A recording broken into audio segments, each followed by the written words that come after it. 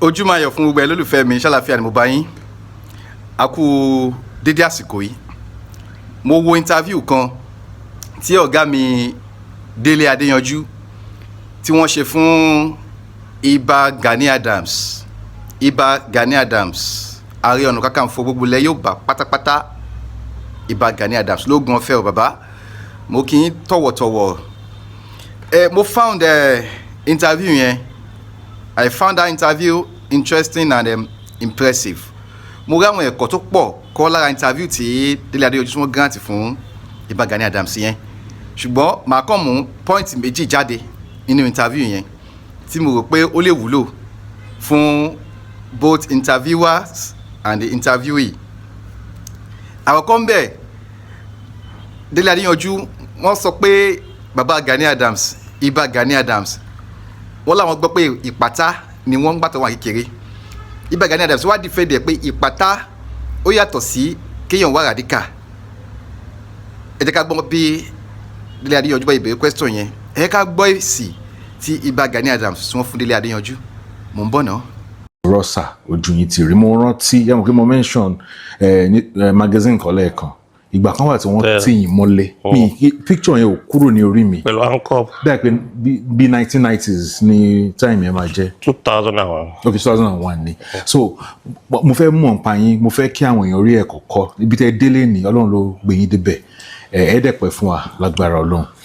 Sà ẹ jẹ́ akọ́ wo kékeré yín torí nígbà tí a wo àwọn nǹkan tẹ́ ẹ ṣe pẹ̀lú OPC èèyàn máa wò pé ẹni yìí ń láti jẹ́ ìpátá ọmọ kan láti lẹ̀. Ẹ jẹ́ àwọn bẹ́ẹ̀ ṣe dìde àti bí tẹ́ ti dìde. Mi ò tẹ̀ wá ń ṣe ìpátá láti lẹ̀, mo kàn radical ni. Kí wàá ní yàtọ̀? Radical ò ṣe ìpátá, ajàfẹ́tọ̀ọ́ náà ń pè ní radical. Ó yẹ kẹ́ máa kọ́ Yorùbá dáadáa. Ìpátá ni àwọn ọmọ tó máa ń da àdúgbò rò ní kékeré tí wà wọn ò jọ tí ó yàtọ̀ sí bí ọmọ ta ọmọ tẹ́ pé fagídí gbowó kó máa dààmú àlàáfíà àdúgbò tó wà kékeré. Radical ni ẹni tí kò fẹ́ èèyàn jẹ rárá, tó bá rí pé wọ́n fi à ń jẹ ọmọ làkejì ẹ̀ tí ò tiẹ̀ kàn tájà fún, tó dẹ̀ pé irú nǹkan bẹ́ẹ̀ ti wà ní ara ẹ̀ láti kékeré láti gbà tó ti wà ní school.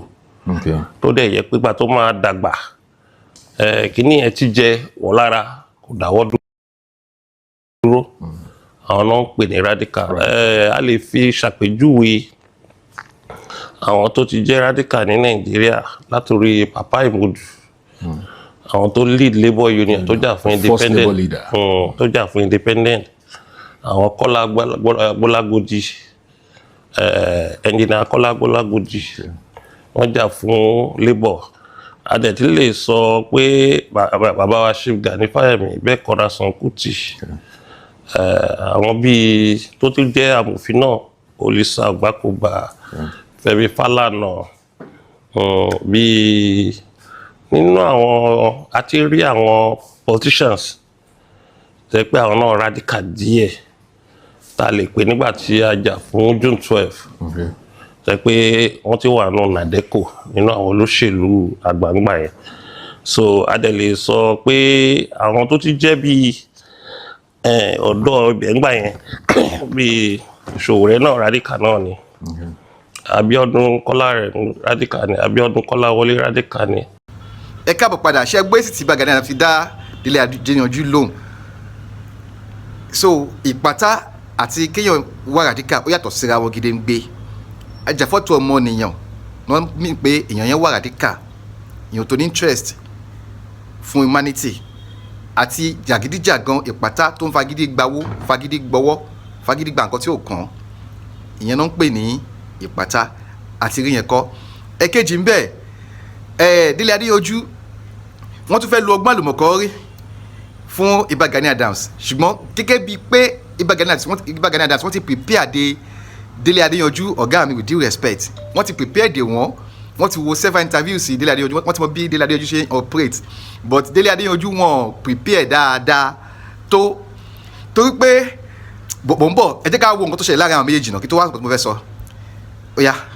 Wá dábàá tiwa pé Oòduà People's Congress at the end of the day àwa méjì a dìbò fún Oòduà People's Congress OPC òun àtẹnìkan Ibrahim Atanda òun ló support ẹ̀ ńgbà yẹn wọ́n dìbò fún Oòduà National Congress so bí OPC ṣe mind ni so checking stop bẹ́ẹ̀. Next question mi máa jẹ́ kí ló fa factionalization Oòduà. Where I would go deep lórí ibẹ̀ yẹn. Ṣé lè sọ díẹ̀? Ada ìpè a fẹ́ open old ones. Bó ṣe lè sọ kékeré. Tàbá ní ká máa go deep lórí yẹn a máa open old ones. Torí ẹni tí a jọ ní issue fashion odidolóògbé. Bàbá fashion wà bí. Bàbá fashion kó má dàbí pé mo wá ń parọ́ mọ́ kó ọ̀run. Nígbà tá a máa launch a máa celebrate 30 years anniversary ìwé tá a kọ gan a mile ni I was very careful kó má di pé a lọ attack personality ara wa ṣe mọ̀ pé orò kan wà nílẹ̀ Yorùbá tí ẹgbẹ́ bá ti ń pé ọdún 5 tó ìràwọ̀ ẹ bá ti tàn tẹ́ ẹ bá ṣọ́ra ẹgbẹ́ yẹn á pín yẹlẹyẹlẹ ó fẹ́ máa ṣẹlẹ̀ ní orò ilẹ̀ Yorùbá torí nǹkan méjì ló máa ń fa o ọ̀pọ̀lọpọ̀ èèyàn fẹ́ di olórí ẹni tí Ọlọ́run fún ní adé olórí òun náà fẹ́ di olórí èkejì ni pé àwọn alágbára kan wọ́n á ti kọwọ́ bọ ẹgbẹ́ yẹn lábẹ́lẹ̀ pé àwọn fẹ́ hijack ẹ̀ àwọn fẹ́ ní àwọn tí wọ́n tó máa rúlò àbí káwọn fọ̀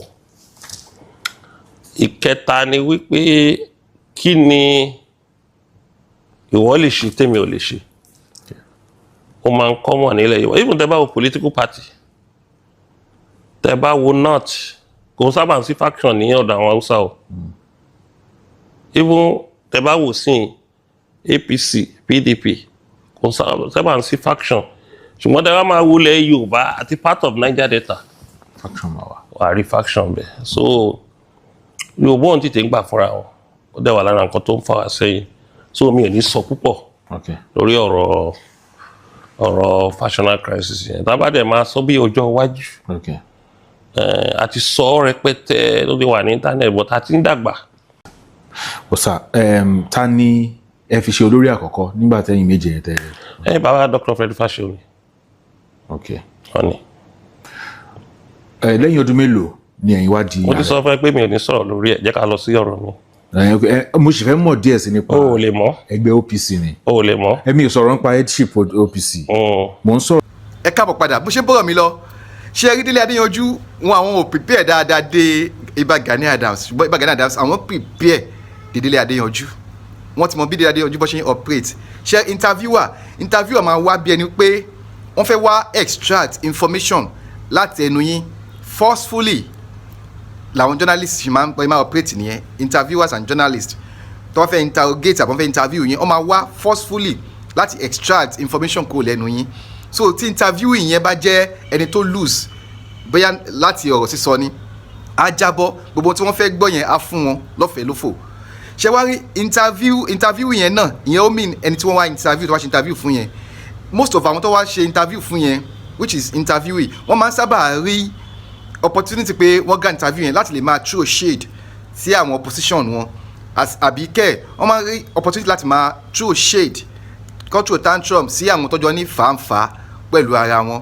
ṣùgbọ́n Oba Gani Adams wọ́n lo initiative wọn gẹ́gẹ́ bí àgbàlagbà gẹ́gẹ́ bí Ààrẹ Ọ̀nà Kankanfo tí wọ́n jẹ́ tẹ́ pé ipò àgbà tí wọ́n wà Oba Gani Adams wọ́n lo ọgbọ́n yẹn fún Délé Adéyanjú in a nutshell tí mo ṣe sọ ni pé Oba Gani Adams nínú interview yẹn wọ́n fi ẹ̀yìn Délé Adéyanjú ṣe kíni wọ́n fi ẹ̀yìn ẹ̀jọ́ lẹ̀ wọ́n ò jẹ́ kí Délé Adéyanjú kó rí information tó fẹ́ wá gbà lọ́wọ́ wọn forcefully wọ́n ò jẹ́ kó gbà lọ́wọ́ àwọn wọ́n ò jẹ́ kó gbà lẹ́nu àwọn gbogbo tó yẹ kí Oba Gani Adams kọ́ ti kọ́ ti Délé Adéyanjú wọ́n ń kọ́ tiẹ̀ pé má lọ bẹ̀sẹ̀ so èèyàn tó bá ti kú a kì í sọ̀rọ̀ ẹ̀ kó mọ̀ dàbí pé à ń àtàkì ẹ̀ nìyẹn so àwọn ẹ̀kọ́ kan tàbí méjì tẹ́mi rí kọ́ lára interview yẹn nìyẹn tí mo dẹ̀ bá mú sọ́wọ́ sí mi tí mi ní fi jẹun ẹ drop comment ní comment section kí lẹ́yìn rí sí interview yẹn kí lẹ́yìn sọ̀rọ̀ tí mo sọ sọ̀rọ̀ tó mú làákàyè wá ni àbí kò mú làákàyè wá ṣé observation mi ṣé ó mú làákàyè wá àbí kò mú làákàyè wá ẹ bá mi drop comment ní comment section ẹ ṣe orúkọ mi tí ìpadà èmi mọ yín olólùfẹ́ yín náà ni Olúayé see you next time I love you.